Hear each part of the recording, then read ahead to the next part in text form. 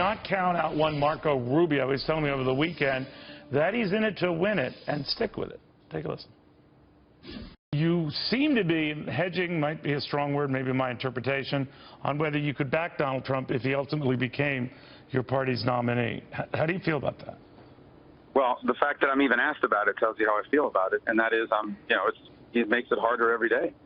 I don't want the Republican Party to have to make that choice. I don't want us to nominate someone, no matter what I do, a significant percentage of Republicans are not going to vote for him.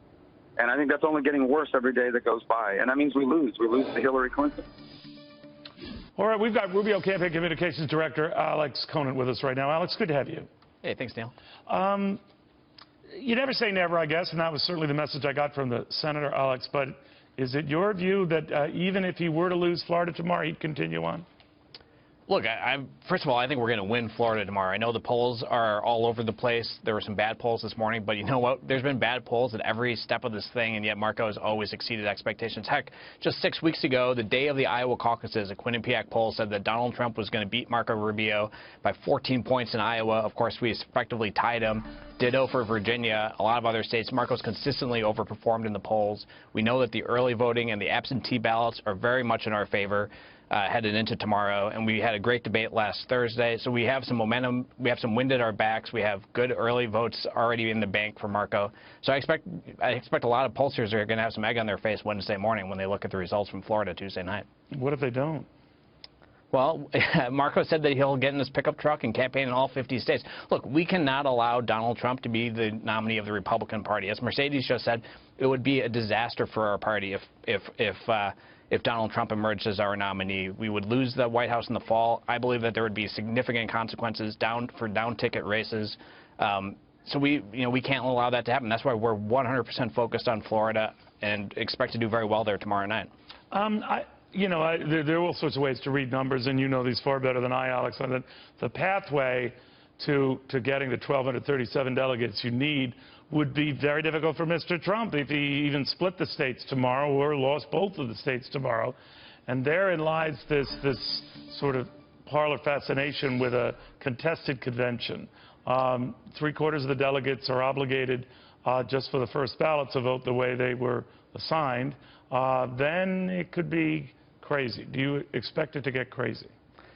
Well, it's been crazy. I think it's been crazy already. I mean, who could have predicted that this is where we would have been a year ago, that Donald Trump would be the front runner for the Republican nomination, but that there would still be 4 candidates in the race, and none of them are on a current trajectory to securing the 1,237 delegates needed to win the nomination on the first ballot in Cleveland. Everything about this is unprecedented.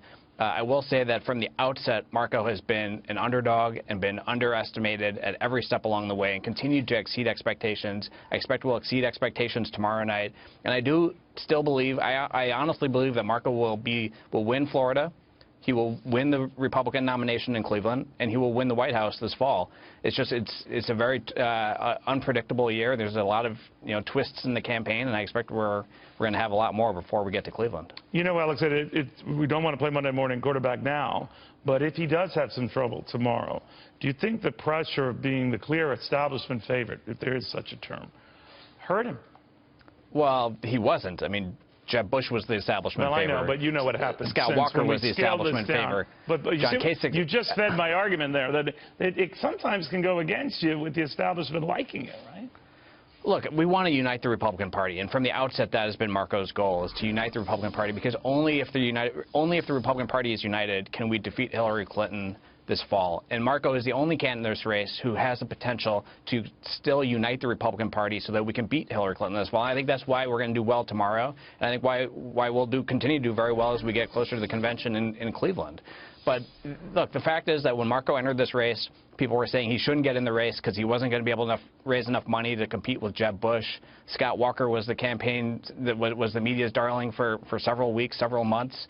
And even on the day of the Iowa caucuses, everybody said Donald Trump's going to win the Iowa caucuses by 14 points. And, of course, that didn't happen. We came in as we effectively tied Donald Trump in Iowa. We beat Ted Cruz in South Carolina. We beat Ted Cruz in Nevada. He's continued to exceed expectations at every turn. I don't see why tomorrow would be any different. All right. Well, it's interesting. We can all seize that our way. Very good talking to you, Alex. We'll see how things go. Hey, thanks, Neil. Tomorrow. Appreciate it. Good talking to you.